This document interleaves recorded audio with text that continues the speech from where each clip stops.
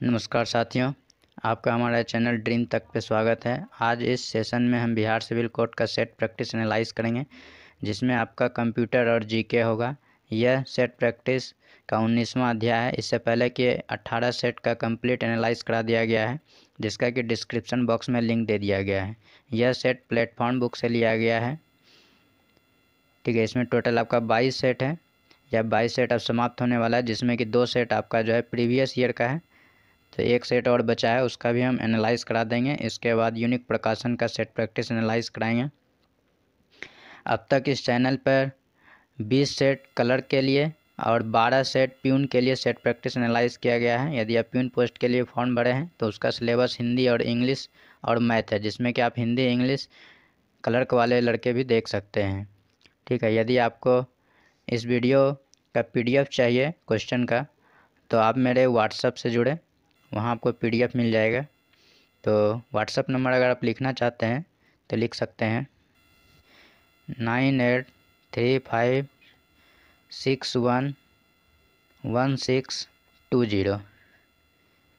ये मेरा WhatsApp number है। इस पर आप मैसेज करेंगे PDF क्लर्क या PDF प्यून।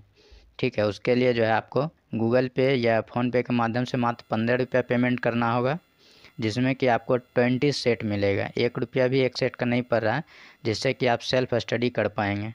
इसमें आपका जो है क्वेश्चन और आंसर रहेगा और एनालाइज आपको यूट्यूब पर ही मिल जाएगा। तो अब आइए चलते हैं सवाल की ओर। तो इस सेट प्रैक्टिस 19 नंबर के सीरीज में हम देखेंगे पहले जीके का क्वेश्चन, उसके बाद कंप्यूटर का। इस सवाल में बोला गया आपका, किसी धन विधेयक के लोकसभा में पारित होने के बाद राज्यसभा उस विधेयक को अधिकतम कितने दिनों के भीतर लोकसभा को लौटा सकती है। तो सही उत्तर है आपका 14 दिन। ऑप्शन ए सही है। ठीक है, यदि आपसे पूछ ले धन विधेयक का वर्णन संविधान में किस अनुच्छेद में किया गया है, तो आपको जवाब देना है 109। 109 अनुच्छेद में जो है धन विधेयक का वर्णन किया गया है। नेक्स्ट, इसमें बोला गया आपका, निम्नलिखित में से किसका निर्माण शाहजहां द्वारा नहीं किया गया था। तो इसका सही उत्तर है आपका बुलंद दरवाज़ा। ऑप्शन बी, बुलंद दरवाज़ा जो है आपका अकबर बनवाया था। ठीक है, शालीमार बाग आपका जहांगीर बनवाया था, लेकिन इसका जो है मौत हो गया था, तो आधा काम ही हो पाया था शालीमार बाग में। तो इसका पूरा काम जो है शाहजहां करवाया था। और जामा मस्जिद और लाल किला तो आप जान ही रहे हैं कि शाहजहां ने बनवाया था। नेक्स्ट, इसमें बोला गया है सागरमाला परियोजना का क्या उद्देश्य है। तो इसका सही उत्तर है आपका ऑप्शन बी, घरेलू कार्गो एवं एक्जिम कार्गो की लॉजिस्टिक्स लागत को कम करना। इस एक्जिम में जो है आपका जितना भी भारत का परियोजना है समुद्री तट में, ठीक है, जैसे असम, ये आपका गोवा, कर्नाटक, आंध्र प्रदेश, तमिलनाडु, केरल, पश्चिम बंगाल, ये सब में जितना भी बंदरगाह है सभी को एक साथ जोड़ने की प्रक्रिया को हम सागरमाला परियोजना कहते हैं। इससे जो है समय का भी बचत हो जाएगा और रोजगार का भी सृजन बढ़ेगा। तो इसी को हम सागरमाला परियोजना कहते हैं। और इसका जो शुरुआत हुआ था 2003 में ही शुरुआत हुआ था। ठीक है, तो ये जो एक्जिम कार्गो है इसके अंतर्गत ही इसका निर्माण हुआ है। तो इसका सही उत्तर हो गया आपका ऑप्शन बी। नेक्स्ट, इसमें बोला गया है भारतीय संविधान का कौन सा अंग जर्मनी के संविधान से प्रेरित है। तो जर्मनी से क्या लिया गया है आपको तो पता ही होगा, आपातकाल लिया गया था। आपातकाल के दौरान मौलिक अधिकारों का निलंबन। तो इसका सही उत्तर हो जाएगा आपका ऑप्शन ए। ठीक है, एकल नागरिकता आपका जो है ब्रिटेन से लिया गया है। संघीय प्रणाली जो है आपका कनाडा से लिया गया है। संविधान संशोधन जो है आपका दक्षिण अफ्रीका से लिया गया है। ठीक है, नेक्स्ट, इसमें बोला गया है इनमें से कौन गोल्डमैन पर्यावरण पुरस्कार अर्थात ग्रीन नोबेल पुरस्कार विजेता नहीं है। इसका सही उत्तर है आपका वंदना शिवा। Option C.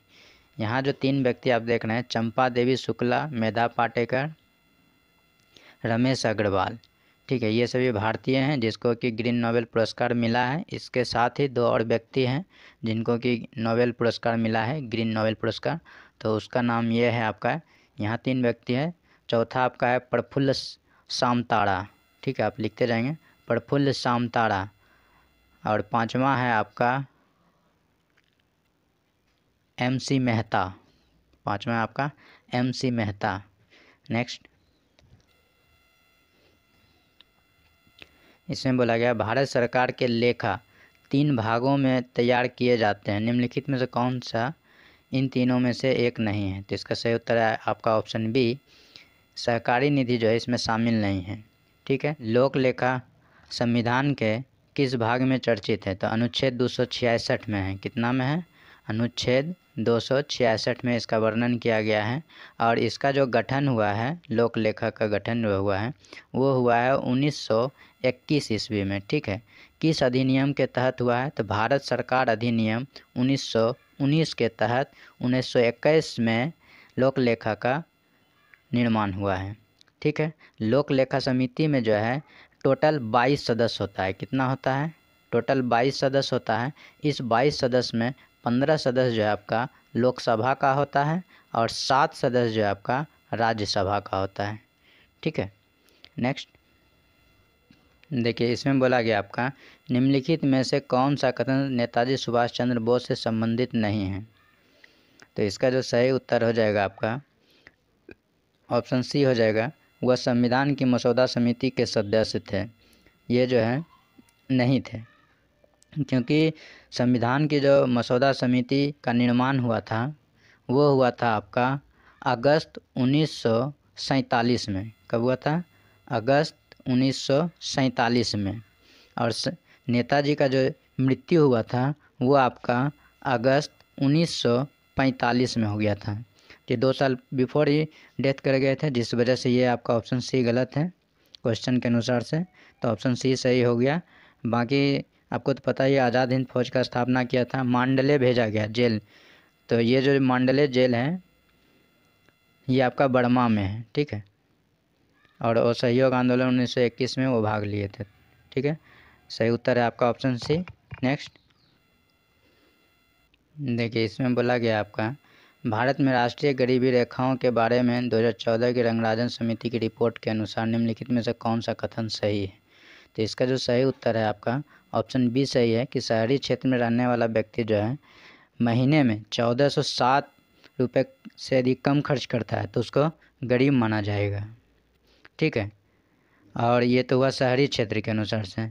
अगर आपका ग्रामीण क्षेत्र में बोला जाए तब आपका हो जाएगा 972 रुपये। ठीक है, अगर 972 रुपये से कम खर्च करता है ग्रामीण इलाके में एक व्यक्ति महीने भर में तो उसको हम गरीबी रेखा के नीचे मानते हैं। ठीक है, अगर एक दिन की तुलना करें तो एक दिन में जो खर्च होना चाहिए 47 रुपये से अधिक होना चाहिए, या 47 रुपये से कम खर्च होता है शहरी क्षेत्र के लोग यदि करते हैं, ऐसा कम खर्च करते हैं 47 रुपये से तो उसको गरीब माना जाएगा। ठीक है, प्रतिदिन। वही ग्रामीण इलाकों में जो है आपका 32 रुपये से अगर कम खर्च हो रहा है, एक व्यक्ति प्रतिदिन कम खर्च कर रहा है तो उसको हम गरीबी रेखा के नीचे मान लेते हैं। ठीक है, अब नेक्स्ट सवाल चलते हैं। इसमें बोला गया आपका इनमें से किस आंदोलन का नेतृत्व महात्मा गांधी ने नहीं किया था? तो सही उत्तर है आपका ऑप्शन ए, बारदौली सत्याग्रह। बारदौली सत्याग्रह का जो नेतृत्व किया था वो आपका सरदार वल्लभ भाई पटेल ने किया था। किसने किया था? सरदार वल्लभ भाई पटेल ने किया था। तो इस वजह से इसका उत्तर ऑप्शन ए हो गया। नेक्स्ट, इसमें बोला गया संपूर्ण क्रांति का नारा किसने दिया? इसका सही उत्तर है आपका जयप्रकाश नारायण। ऑप्शन सी सही है। नेक्स्ट, इसमें बोला गया सिंधु घाटी सभ्यता के किस शहर का शाब्दिक अर्थ मृतकों का टीला है? तो सही उत्तर हो जाएगा आपका ऑप्शन डी, मोहनजोदड़ो। नेक्स्ट, अगर आपसे पूछ ले मोहनजोदड़ो का खुदाई किस वर्ष हुआ? तो 1922 को हुआ। ठीक है, किसने किया? राखल दास बनर्जी। किसने किया? राखल दास बनर्जी। नेक्स्ट, इसमें बोला गया चर्चा में रही द लाइट वी कैरी नामक पुस्तक के लेखक कौन है? तो सही उत्तर है आपका option A, Michelle Obama. Next, Michelle Obama जो है बराक ओबामा की वाइफ है। नेक्स्ट, इसमें बोला गया प्रतिवर्ष विश्व भर में विश्व मानवतावादी दिवस कब मनाया जाता है? तो सही उत्तर है आपका ऑप्शन बी 19 अगस्त। नेक्स्ट, यहाँ पे बोला गया है जमानतीय अपराध में जमानत एक अधिकार के रूप में स्वीकार की जाती है। तो इसका सही उत्तर क्या है? ऑप्शन सी पुलिस और न्यायालय द्वारा। नेक्स्ट, इसमें बोला गया है आईपीसी का पूर्ण रूप निम्न में से कौन सा है? तो इसका सही उत्तर होगा Indian penal code. Option A सही है। इसका हिंदी अर्थ होता है भारतीय दंड संहिता। ठीक है, ये जो है कब लाया गया भारत में? तो 1860 में लाया गया। ठीक है, नेक्स्ट, इसमें बोला गया आपका गति का दूसरा समीकरण खाली स्थान और समय के बीच संबंध देता है, वेग, संवेग, त्वरण, स्थिति। ठीक है, तो गति का जो है आपका 3 समीकरण है। हम तीनों समीकरण को आपको बढ़िया से समझा देते हैं, उसके बाद उससे आधारित इस सवाल को हम हल करेंगे। देखिएगा बहुत ही आसान हो जाएगा। हो सकता है एग्ज़ाम में यदि दूसरा ना पूछ के तीसरा पूछ लिया जाए तब किस तरह से आप जवाब देंगे, तो उसका हम डिटेल एनालाइज भी कर देते हैं आपको। हम जानते हैं गति का जो है 3 समीकरण होता है, तीनों को हम बारी बारी से लिखते हैं। पहला नियम है आपका v बराबर u plus A T. Second नियम है आपका s बराबर U T plus half A T square. तीसरा नियम है आपका v स्क्वायर बराबर u स्क्वायर जोड़ 2as। ठीक है, अब देखेंगे कि पहला गति समीकरण में क्या क्या है। v है, u है, a है और t है। ये किस पर डिपेंड करता है? v देखिए u तो 0 भी हो जाता है, तो इसको तो हटा देंगे, नेगलेक्ट मान लेंगे। a त्वरण है। ठीक है, तो त्वरण है तो ये तो धरती पर जब नियम फॉलो होगा तो धरती का त्वरण लगेगा g, जिसको कहते हैं। तो g तो आपको हर गति के समीकरण में आएगा। तो ठीक है, तो यहाँ पर मेन रूप से किस पर डिपेंड करता है? v t पर डिपेंड करता है। ठीक है, माने वेग जो है t पर डिपेंड करता है। ठीक है, दूसरा समीकरण में आप देखेंगे s मतलब क्या? दूरी। ठीक है, जिसको कि डिस्टेंस कहते हैं। ये किस पर डिपेंड करता है? ये अगर u 0 हो गया तो ये भी ख़त्म हो जाएगा। हाफ ए टी, हाफ तो कांस्टेंट है, a भी तो कांस्टेंट है, जो कि धरती का गुरुत्वीय त्वरण लगेगा। तो यहाँ पर चेंजिंग क्या होगा? t। तो यहाँ पे जो है सेकंड नियम में आपका मतलब सेकंड इक्वेशन में d और t पर डिपेंड किया, अर्थात दूरी और टाइम पर। इसी तरह से तीसरा का पता कर लेंगे। यहाँ पे वेलोसिटी किस पर डिपेंड करेगा? s पर डिपेंड करेगा। यहाँ पे s पर डिपेंड किया, तो सब का अलग अलग निकालिए कि कौन सा समीकरण किस पर डिपेंड करेगा। आपसे पूछा गया था गति के दूसरे समीकरण से, तो दूसरा समीकरण में ये आपका d जो है डिपेंड करता है किस पर? t पर, अर्थात दूरी और टाइम पर डिपेंड करता है। तो दूरी को क्वेश्चन में क्या लिखा गया था? स्थिति। ये आपका सवाल था। गति का दूसरा समीकरण जो है खाली स्थान और समय के भी संबंध देता है, तो यहाँ पर स्थिति हो जाएगा। दूरी को यहाँ स्थिति लिखा है, तो इसका सही उत्तर हो गया आपका ऑप्शन डी। इसी तरह से अगर फर्स्ट का अगर पूछा जाए तो उसके अनुसार भी आप जवाब दे लेंगे, और थर्ड का पूछा गया होता तो उसके अनुसार से जवाब देते हैं। तो आप यहाँ पे आप क्लियर कर लिए कि किस समीकरण में जो है किस तरह से उत्तर देना है। अब चलेंगे नेक्स्ट सवाल में।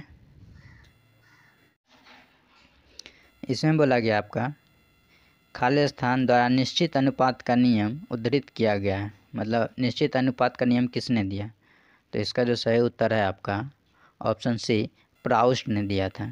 ये क्या बोला था कि हम किसी भी ऑर्गेनिक कंपाउंड को जो है कहीं से भी लेते हैं या किसी भी तरीके से हम बनाते हैं तो उसका जो रेशियो होगा, ठीक है, वो आपका ऑल टाइम कांस्टेंट होगा। जैसे देखिए जल का रासायनिक सूत्र क्या होता है? H2O। अब इस जल को हम कोई भी विधि से बनाएं, ठीक है, या फिर कहीं से लाएं, या तो कुआं का पानी से लाएं या नाले का पानी से लाएं या फिर समुद्र के पानी से लाएं। जब इसको हम तोड़ेंगे तो इसमें हाइड्रोजन और ऑक्सीजन का जो रेशियो होगा वो हमेशा कांस्टेंट होगा। ठीक है, तो हाइड्रोजन का कांस्टेंट करने का मतलब अगर 1 है तो ऑक्सीजन का 8 है, तो ये जो रेशियो चल रहा है ऑल टाइम हर तरह के पानी में चलेगा। यही प्राउस्ट बोला था। ठीक है, देखिए इसमें जो लेवोजियर है ये जो है आपका द्रव्यमान संरक्षण का नियम बताया था, और जॉन डाल्टन जो है आपका परमाणु सिद्धांत दिया था। ठीक है, नेक्स्ट इसमें बोला गया आपका महिलाओं में गुणसूत्र की स्थिति है, तो सही उत्तर है आपका ऑप्शन ए 20+XX। ठीक है, अगर पुरुषों में पूछा जाता तो ये होता। ठीक है, अगर टोटल गुणसूत्रों की संख्या पूछ ले मानव में, ठीक है, मानव में गुणसूत्र की संख्या टोटल कितनी होती है 46। ठीक है, महिला और पुरुष के संयोग से जो बच्चे का जन्म होगा तो बच्चे का जो लिंग निर्धारण होता है वो पुरुष पर डिपेंड करता है। ठीक है, क्योंकि पुरुष में ही वाई गुणसूत्र होता है और वाई ही बताता है कि लड़का होगा या लड़की। अगर XX कॉमन हो गया तब लड़की होगा, XX अगर आ गया तो ये आपका गर्ल होगा, अगर XY आ गया तब आपका ये लड़का होगा अर्थात बॉयज होगा। नेक्स्ट इसमें बोला गया है आँख खाली स्थान है, आँखों को लेंस की लंबाई समायोजित करने में मदद करता है। तो क्या चीज़ आँखों के लेंस की लंबाई को समायोजित करता है? सिलियरी पेशियाँ होती है, तो यहाँ सिलियरी बॉडी लिखा है तो ऑप्शन डी सही है। नेक्स्ट इसमें बोला गया है खाली स्थान है, यौगिक में एक क्रियात्मक समूह के रूप में OH है। ठीक है, तो अभिक्रियाशील समूह OH किसका होता है? तो अल्कोहल का होता है, तो यहाँ सही उत्तर हो जाएगा आपका ऑप्शन बी अल्कोहल। कार्बोक्सिलिक अम्ल का अभिक्रियाशील समूह क्या होता है? COOH। ठीक है, और एसिटिक अम्ल जो है और इथेनोइक अम्ल इसी कार्बोक्सिलिक अम्ल से बनता है। कैसे बनता है आपको बता देते हैं। जैसे देखिए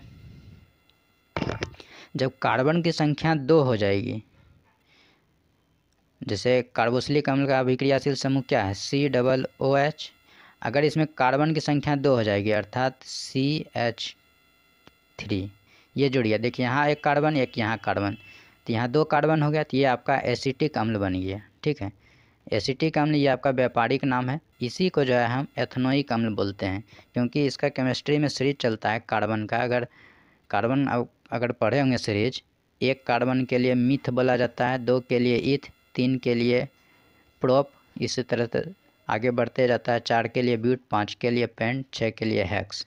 ठीक है, तो यहाँ पे इथनोइक हो गया कि चूँकि 2 कार्बन के लिए इथ पढ़ते हैं तो इथनोइक अम्ल हो गया। ठीक है, नेक्स्ट अब जो सेक्शन आएगा वो हमारा कंप्यूटर का आएगा, मैथ का एनालाइज बाद में करा दिया जाएगा, हिंदी और इंग्लिश का करा दिया गया है, जो कि चैनल का डिस्क्रिप्शन बॉक्स में लिंक दे दिया गया है। देखिए ये हमारा कंप्यूटर सेक्शन का पहला सवाल है 86 नंबर। बोला गया है इंटरनेट में किसका उपयोग जो है किया जाता है? तो सही उत्तर है पैकेट स्विचिंग का, ऑप्शन बी सही है। नेक्स्ट इसमें बोला गया बाइट शब्द किसके द्वारा गढ़ा गया था, मतलब कि किसके द्वारा खोजा गया था? तो सही उत्तर है आपका बर्नर बुखोज, ऑप्शन ए सही है। तो एक बाइट में जो है आपका 8 बिट्स होता है। ठीक है, या 2 निब्बल होता है, याद रखिएगा, एक बाइट में 8 बिट्स या 2 निब्बल होता है। नेक्स्ट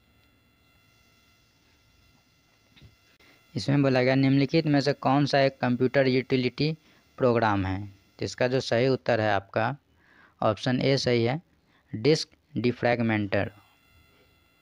नेक्स्ट इसमें बोला गया निम्नलिखित में से कौन सा स्प्रेडशीट का उदाहरण है? तो सही उत्तर है आपका एक्सेल। एक्सेल में जो हम पेज पर काम करते हैं उसको हम स्प्रेडशीट कहते हैं। ठीक है, तो ऑप्शन बी यहाँ सही है। और माइक्रोसॉफ्ट वर्ड में जो हम काम करते हैं तो उस पेज को क्या बोलते हैं? डॉक्यूमेंट बोलते हैं, DOCUMENT। ठीक है, नेक्स्ट इसमें बोला गया आपका विंडोज़ में किसकी उपयोगिता वर्तमान स्क्रीन में चयनित क्षेत्र के आकार को बढ़ाती है? तो सही उत्तर आपका मैग्नीफायर, ऑप्शन सी सही है। नेक्स्ट इसमें बोला गया माइक्रोसॉफ्ट वर्ड में एक पते को टाइप करते समय किसका प्रयोग को सदा प्राथमिकता देनी चाहिए? जैसे देखिए आप माइक्रोसॉफ्ट वर्ड में कुछ भी टाइप करते हैं, मान लेते हैं यहाँ से यहाँ एक लाइन टाइप हुआ, उसके बाद आप क्या करते हैं? इंटर दबाते हैं, तब आप दूसरा लाइन शुरू करते हैं, यहाँ पे इंटर दबाएं, उसके बाद दूसरा लाइन यहाँ से शुरू किए, फिर इसी तरह से टाइप करते हैं, फिर इंटर दबाते हैं, नीचे जाते हैं।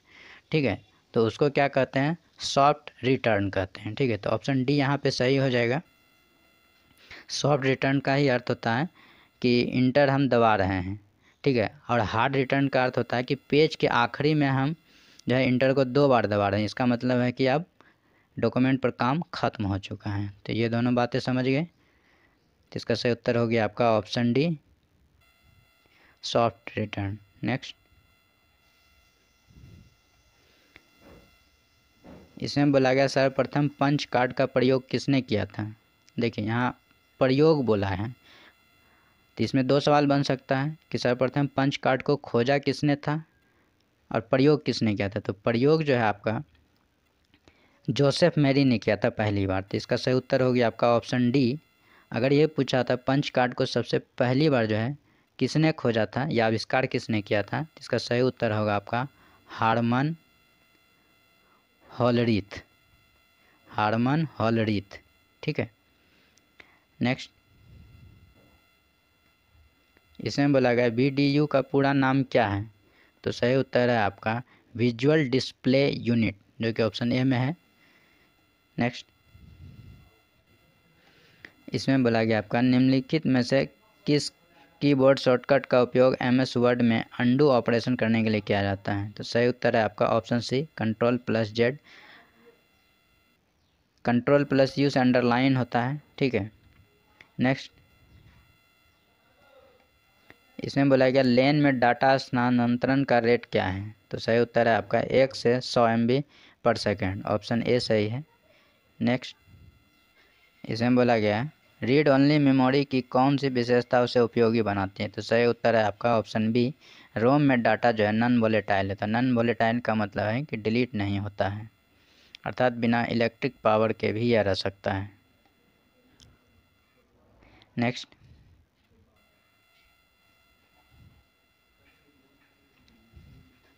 इसमें बोला गया कंप्यूटर के संदर्भ में ट्रैक बॉल एक किस तरह का डिवाइस है। तो ट्रैक बॉल आपका इनपुट डिवाइस है, जो कि ऑप्शन डी सही है। ट्रैक बॉल जो आपका एक माउस की तरह होता है, जिसमें कि एक व्हील देखते होंगे माउस में, तो उसी जगह पे जो है ट्रैक बॉल में एक बॉल के रूप में होता है, जिससे कि हम मूवमेंट देते हैं कर्सर को स्क्रीन पे। नेक्स्ट,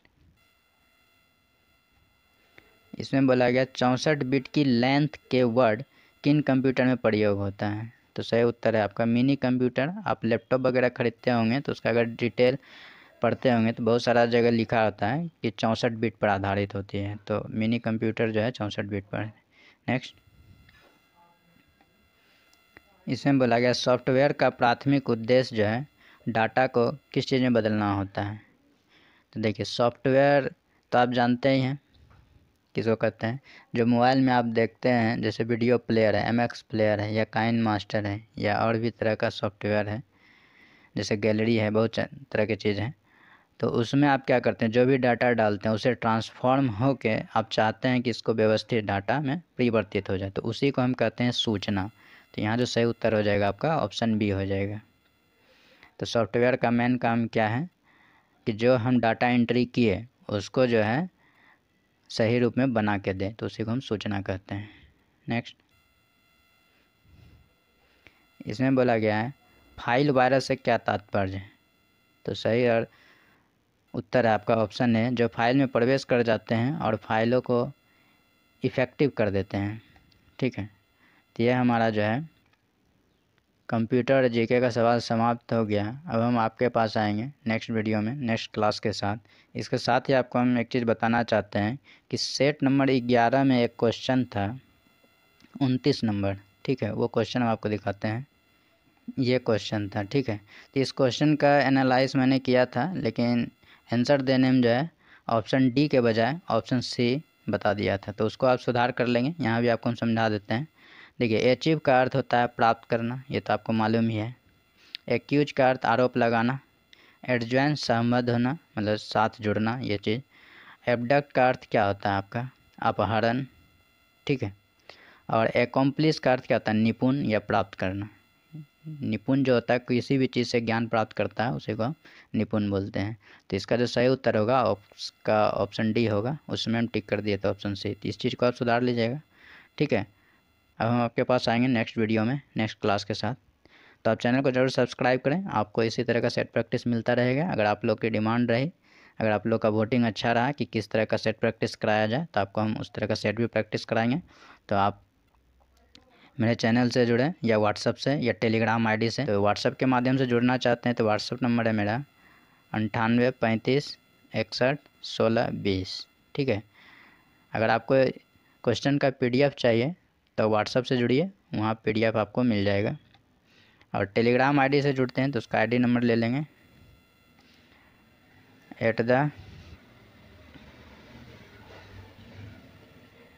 @dream तक 900। ठीक है, @dream तक 900 सर्च करेंगे तो आपका जो है मेरा आईडी ओपन हो जाएगा। आप वहाँ से ज्वाइन कर सकते हैं और जो भी इंक्वायरी करनी हो वहाँ आप मैसेज सेंड कर सकते हैं। ठीक है, अब हम आपके पास आते हैं नेक्स्ट क्लास में साथ। तब तक के लिए धन्यवाद।